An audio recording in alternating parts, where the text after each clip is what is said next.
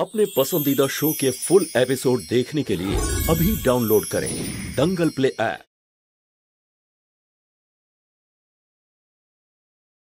ললিতা এখন কেমন আছে?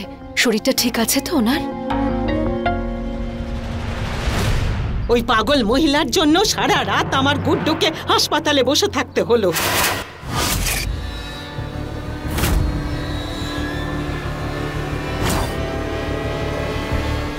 আরে বৌমা, যাও চা নিয়ে এসো।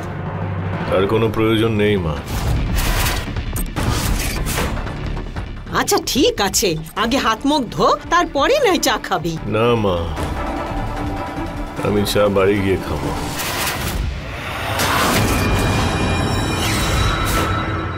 বাড়ি গিয়ে চা খাবি? তার মানে? আমি আবার বাড়ি ফিরে যাচ্ছি।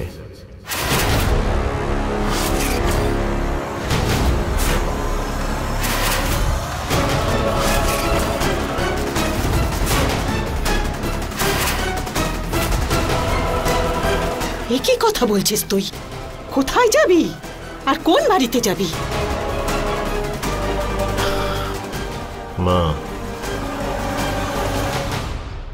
ললিতা আমার জন্য অপেক্ষায় আছে ললিতা নিবাসে। আমি ওখানেই যাব।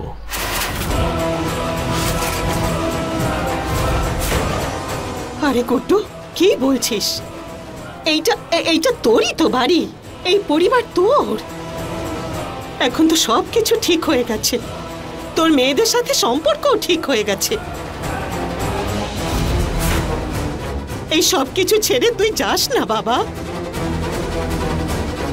মা, ওখানেও আরেক পরিবার আমার জন্য অপেক্ষায় আছে, আর আমি ললিতাকে খুব ভালোবাসি। ওর কিছু হয়ে গেলে আমি কোনোদিন নিজেকে ক্ষমা করতে পারবো না।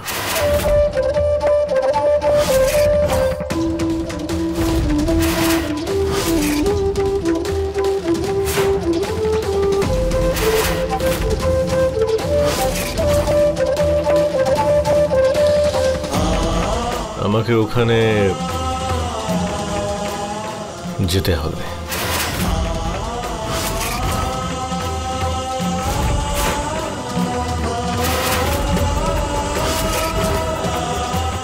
আমি বরঞ্চ বেরোই না।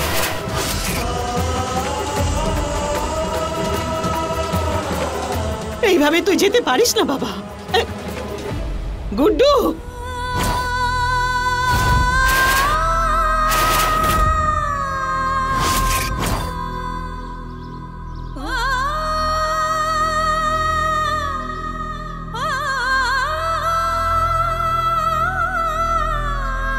মা সামলান আপনি নিজেকে, বসুন।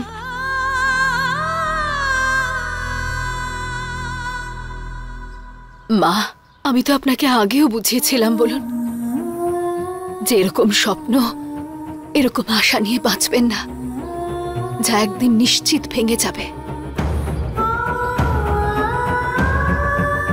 আমি ভেবেছিলাম এই 14 বছর বনবাস থেকে আমার গুড্ডু বাড়ি ফিরে এসেছে, কিন্তু তারপরেও আবার আমার বৌমাকে একা ছেড়ে চলে গেল।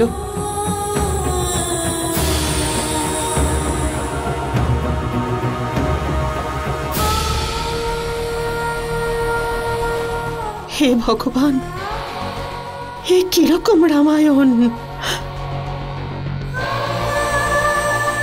গুড্ডু এইরকম করে আমার সমস্ত বিশ্বাস ভেঙে দিল।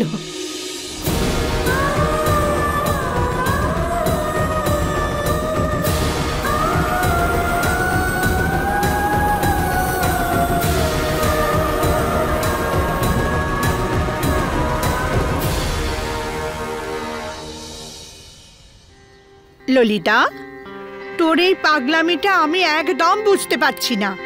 এরম পাগলের মতো কেউ নিজের শিরা কাটে? তোর যদি কিছু হয়ে যেত মা? আমার সোনা মা, আমার কিচ্ছু হতো না। সারা পৃথিবী আমাকে যতই কঠোর ভাবুক, তবে গুড্ডু কিন্তু আমার দুর্বলতা। আমি ওকে ছাড়া থাকতে পারবো না।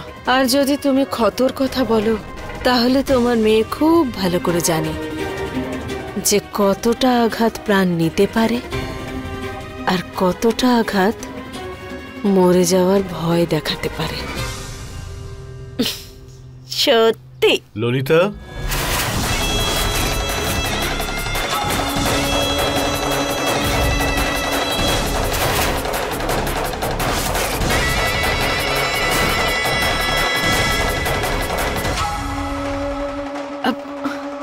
তুমি এসে গেছো।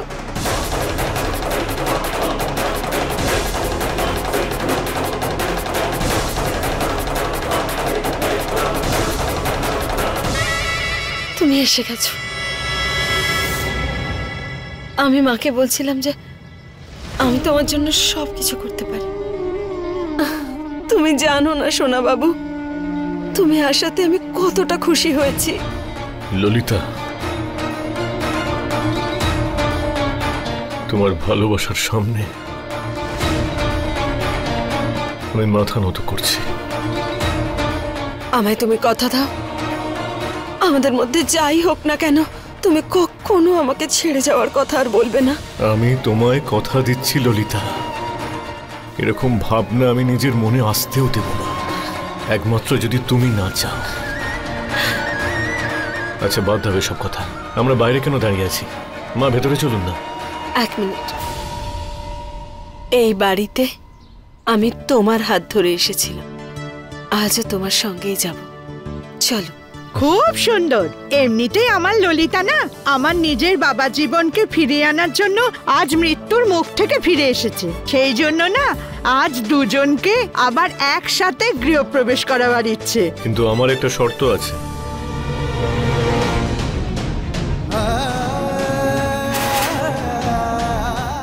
তোমায় আমাকে একটা কথা দিতে হবে।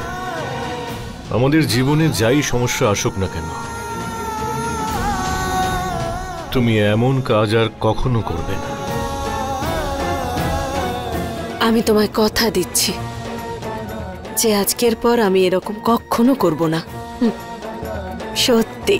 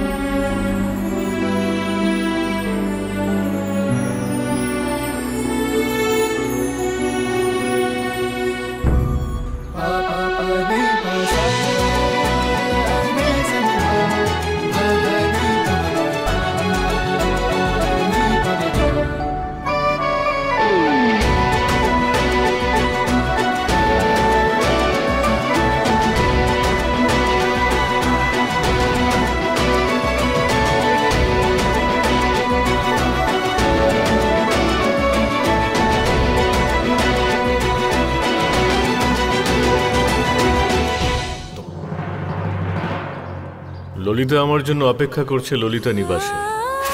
এবার আমি ওখানেই যাব। ওখানেও আমার এক পরিবার আমার জন্য অপেক্ষায় আছে, আর আমি ললিতাকে খুব ভালোবাসি। আমায় ওখানে যেতে হবে।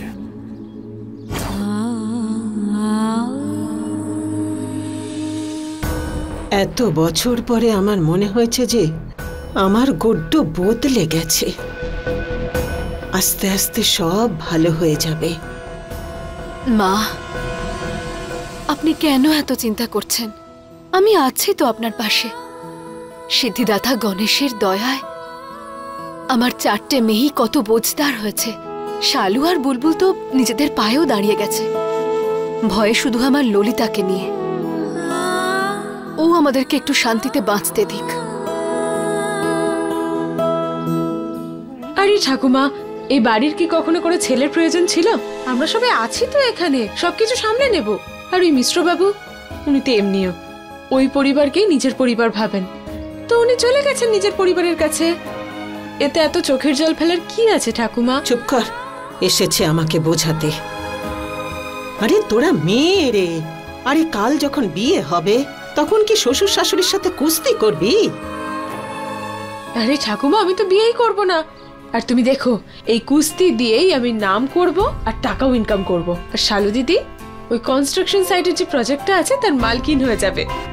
তারপরে দেখো গোটা পৃথিবী এই রঞ্জু দেবীর মেয়েদের প্রণাম করবে। আচ্ছা এবার একটু হাসো তো। দুষ্টু মেয়ে। আমি এটা জানতাম যে মিশ্র বাবু এখানে বেশি দিন থাকবে না, তবে এটা ভেবে আমি খুব খুশি যে আমার মেয়েরা নিজের যোগ্যতায় নিজেদের পায়ে দাঁড়িয়ে গেছে।